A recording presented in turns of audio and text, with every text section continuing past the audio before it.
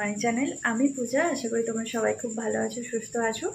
অনেক দিনের পরে কলকাতাতে আবার ব্লগ নতুন করে স্টার্ট করলাম। আর আজকের ওয়েদারটা জাস্ট অসাধারণ। কালকে রাত থেকেই শুরু হয়েছে। আর কালকে হঠাৎ করে রাত্রি 12:30টার দিকে বিশাল একটা ঝড় উঠলো। শুয়ে আছি, হঠাৎ দেখছি খটখাট খটখাট করে আওয়াজ হচ্ছে। মানে আমাদের সামনের একটা ফ্ল্যাট আছে, সামনের ফ্ল্যাটের একদম 4তলার ওপরটাতে টিনের ছাউনি দেওয়া আছে। তো ওটাই মানে মানে উড়িয়ে নিয়ে যাবে যেন এরকম একটা অবস্থা। মানে সেই হাওয়া দিলে যেরকম সেই টিনের ছাদে যেরকম এগুলো টিনগুলো যেরকম আওয়াজ করে, পুরো সেরকম আওয়াজ হচ্ছে। তখন হঠাৎ করে বাইরে বেরিয়ে এসে যখন দেখি বীভৎস হাওয়া, মানে দরজাটা খুলে রাখতে পারছি না। মানে হাওয়া এত আসছে, জলের মানে এত ঝাপটা আসছে যে পরে ঘরের ভেতরে জল চলে আসছে। তো বেশ ভালো লাগলো। সারা রাত বেশ ঠান্ডা ঠান্ডা ওয়েদার ছিল। রাত্রেবেলা তো প্রচুর বৃষ্টি হয়েছে, প্রচুর মানে প্রচুর বৃষ্টি হয়েছে। আমি তো রেমালের সময় এখানে ছিলাম না। রেমালের দিন কতটা বৃষ্টি হয়েছে বলতে পারো না, কালকে রাতে প্রচুর বৃষ্টি হয়েছে।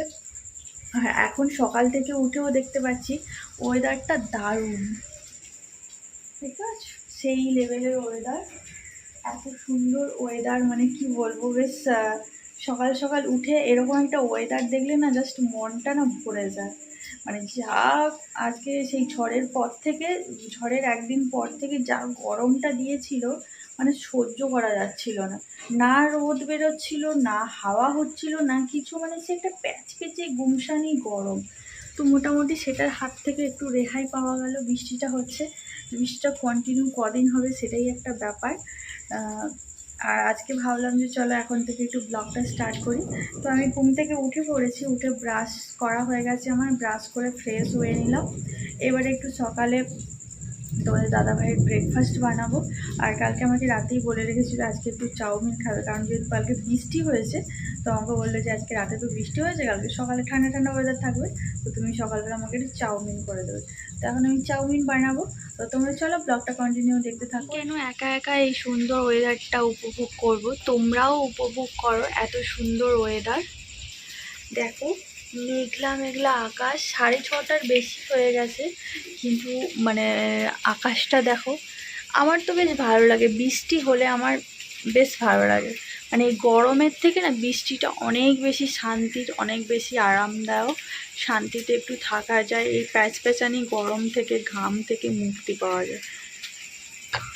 এখনও কিন্তু বৃষ্টি হয়েই যাচ্ছে, দেখতে পাচ্ছ। সকাল থেকে উঠেই দেখছি, মনে হচ্ছে আজকে আকাশের যা কন্ডিশান, মোটামুটি বৃষ্টি মনে হতেই থাকবে।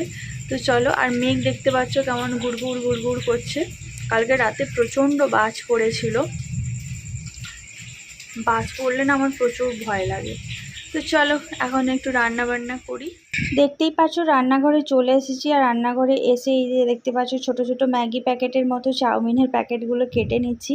আর এই চাউমিনটা না খেতে খুবই ভালো, আমরা প্রায়ই এই চাউমিনটা নিয়ে আসি। আর যেহেতু ওটা দুটো ছিল, তার জন্য আমি আরেকটা প্যাকেট থেকে কিছুটা এই যে নিয়ে নিচ্ছি। কাল থেকে ঘুম থেকে উঠেই আমি পাকা আমের গন্ধ পাচ্ছি। তোমরা কি কেউ পাচ্ছ? বলো তো। এই যে দেখতে পাচ্ছ বাড়ি থেকে যে আমগুলো দিয়েছিল, প্রত্যেক দিনই একটা একটা করে পাকছে। তো রাত্রেবেলা খাওয়ার পরে খাচ্ছি। আর আজকে দেখো এই যে একটা পেকে গেছে, মানে এটা হয়তো সবুজ সবুজ হয়ে আছে, কিন্তু ভেতর থেকে পেকে গেছে, বুঝলে? গন্ধ পাচ্ছি, কি সুন্দর গন্ধ উঠেছে। তো তোমাদের দাদাভাই ঘুম থেকে উঠেই বলবে আম পেকেছে, আম পেকেছে, আম খাবো। সকাল সকাল তো আর আম খাওয়া যাবে না, তো এটা রাত পর্যন্ত ওয়েট করতে হবে। কি সুন্দর সেন্ট। আর গাছের আম, নিজেদের গাছের আম যখন পাকে না, তার আলাদা একটা টেস্ট, আলাদা একটা সুগন্ধ হয়, তাই না? তো অনেকগুলো আম দিয়েছিল, খাওয়া হয়েছে, তার মধ্যে এই কটাই আছে, 7টা আম আছে। তো যাই হোক, একটা একটা করে পাকছে আর আমরা খাচ্ছি। আর এই কলাগুলো তোমাদের দাদাভাই নিয়ে এসেছিলো কালকে, দুটো আছে, আজকে খেয়ে নিতে হবে, নাহলে কলাগুলো খারাপ হয়ে যাবে। এই যে কালো কালো ধরে গেছে। আর এই যে আমার লেবুর ভান্ডার, বাড়ি থেকে যে লেবু দিয়েছিল, লেবুও প্রত্যেক দিন একটা একটা করে খাওয়া হচ্ছে। আমি আপাতত এখন ফ্রিজে রাখিনি, বাইরেই রেখেছি। তো খাওয়া হোক, তারপর এটা ফ্রিজে রাখবো, কারণ কি টাটকা জিনিসটা তো বাইরে রেখেছি, ভালোই থাকবে, গাছ থেকে একদম পেড়ে আনা হয়েছে। তো দেখে কি মনে হচ্ছে যে শুকিয়ে গেছে? একদম টস টস করছে, আর কি রস বন্ধুরা লেবুগুলোতে, কি বলবো তোমাদের। তো যাই হোক, এখন আমি ফ্রিজ থেকে ডিম বের করব, 2টো ডিম। আর এই যে কালকে এই ডিমগুলো এনেছে, তাই এভাবে সারি সারি করে এই যে সাজিয়ে দিয়েছি। এই যে 2টো ডিম নিয়েছি, চাউমিনে দেব। আর এখান থেকে সসের বোতলগুলো নিয়ে যেতে হবে। জলটা বসিয়েই রেখেছিলাম, দেখতে পাচ্ছ জল একদম টকবক করে ফুটছে। আর জলের মধ্যে আমি একটু সাদা তেলও দিয়ে দিয়েছিলাম আগে থেকে, সেটা দেখাতে ভুলে গেছি। আর এখানে সামান্য একটু লবণ দিলাম, একটু ভিনিগার দিলাম 1 চামচ মতো। তারপরে এই যে দেখতে পাচ্ছ চাউমিনগুলো দিয়ে দিচ্ছি। সবসময় চাউমিন বয়েল করার সময় জলের মধ্যে সাদা তেল, ভিনিগার বা লেবু দিলে তাহলে কি হয় বলো তো, চাউমিনটা ঘেঁটে যায় না এবং চাউমিনটা কেউ কারুর গায়ে লেগে যায় না। আমি এখানে সাদা তেলের প্যাকেটটা কেটেছিলাম, কাটার পরে বেশি পরিমাণটা আমি আমার কন্টেনারে ঢেলে নিয়েছি আর অল্প পরিমাণ একটু জলে দিয়ে জলটা ফোটাচ্ছিলাম। আর এই যে দেখো লেবুটা কাটা ছিল কিন্তু দিতে আমি ভুলে গেছিলাম, যেহেতু ভিনিগারটা হাতের কাছে ছিল তাই ভিনিগারটা আমি দিয়ে দিয়েছিলাম। তো দেখো আমার চাউমিনটা প্রায় বয়েল হয়েই এসছে, কারণ চাউমিন বয়েল হতে তো বেশি সময় লাগে না। সত্যি কথা বলতে চাউমিন বানানোর মতো সেরকম কোনো ভেজিটেবলস বাড়িতে নেই, কারণ যেহেতু বাড়ি থেকে এসেছিলাম, বাড়ি থেকে টুকটাক সবজি টবজি দিয়েছিল, সেগুলো খাওয়া দাওয়া হচ্ছিল। তারপরে বাজার করা হয়নি, যেহেতু সানডে পড়েনি, তো এই সানডেতেই বাজারটা করব। তো সেই জন্য সেরকম কিছুই নেই, অল্প অল্প স্বল্প একটু বিনস পড়ে আছে। আর ভাবছি আলু আর বিনস দিয়েই আজকে চাউমিনটা বানাবো। কিছুদিন আগেও বানিয়েছিলাম, তোমার দাদাভাই বলছিল খুব একটা খারাপ লাগেনি, ভালোই লাগছিল। তো সবসময় তো আর সব রকম সবজি পাওয়া যায় না, এখন তো সেই বাঁধাকপি টাঁধাকপি অতটা উঠছে হয়তো, কিন্তু নিয়ে আসা হয় না। তো বাঁধাকপি ছাড়াও বানানো যায়, আর গাজরটাও বাড়িতে নেই, ওই যে বললাম সেরকম টুকটাক সবজি ছিল, সেগুলোই চলছে। তো যা আছে সেটা দিয়ে বানিয়ে নিতে হবে, সেটা দিয়েই চালাতে হবে, তাই না? কম জিনিসের মধ্যে যতটা পারা যায় চেষ্টা করতে হবে খাবারটাকে সুস্বাদু করার, এটাই হচ্ছে ব্যাপার। ঠিক আছে, চলো এখন এই আলুটা আর বিনসটা কেটে নেব। আর এদিকে চাউমিনটাও তো বয়েল হয়ে গেছে, এটাকে এবার ঢেলে নিতে হবে।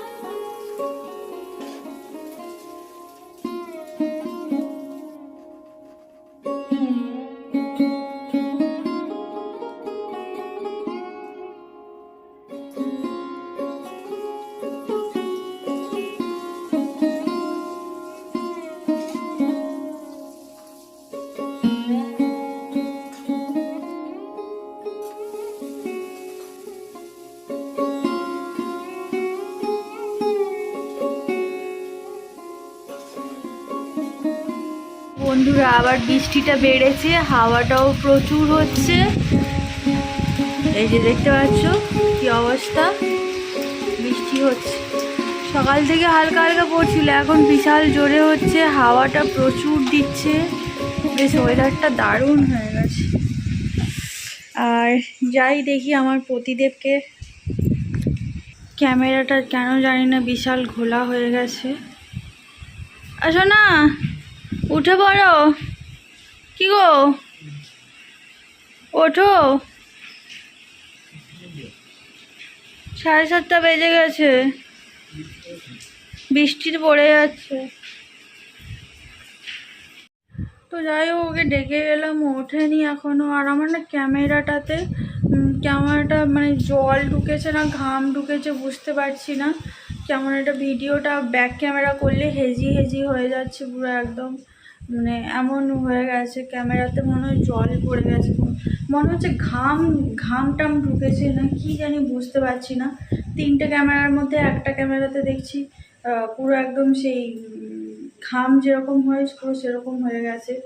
রোদ দিলে মোবাইলটা একটু রোদে দিলে তাহলে হয়তো ওটা ঠিক হয়ে যাবে, কিন্তু আজকে তো রোদ দেবে বলে মনে হচ্ছে না।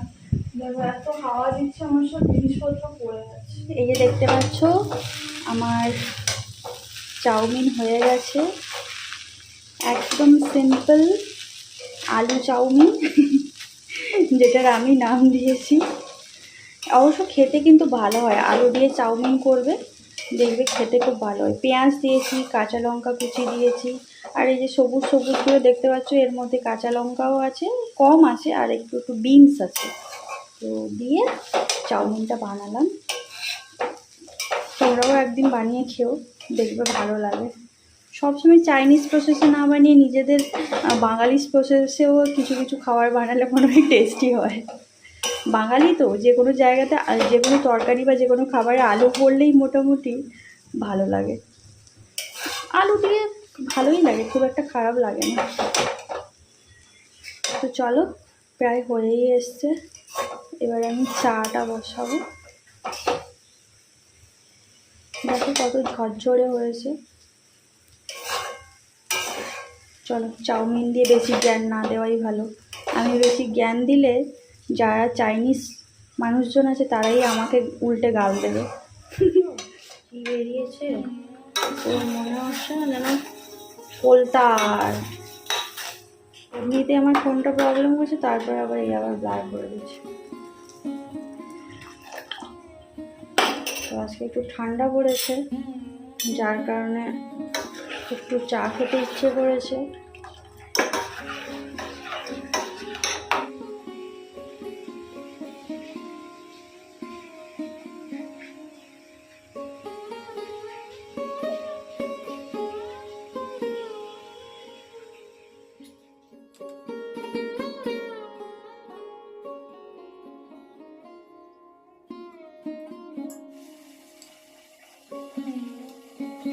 स्पेशल चाय, तो ऐसी चाय पिलाऊंगी। देखो मैं आज उनको कप और प्लेट में चाय दिया है। আমরা এখন বসে বসে চা খাবো, আর বাইরের ওয়েদারটা কি দারুণ ঠান্ডা, বলো চলো, দারুণ ঠান্ডা ওয়েদার। বৃষ্টি তো ঝমঝম ঝমঝম করে পড়েই যাচ্ছে, সকালে বৃষ্টিটাকে উপভোগ করছি, তার সাথে চাও খাচ্ছি। আর আজকে আমি আমার বরকে আলাদা প্লেটে করে চা দিয়েছি, আমি আমার বরকে আলাদা করে দিয়েছি আমার থেকে। কেমন হয়েছে চাটা? দারুণ হয়েছে চাটা, আমি দেখেই বুঝতে পারছি চায়ের কালারটা।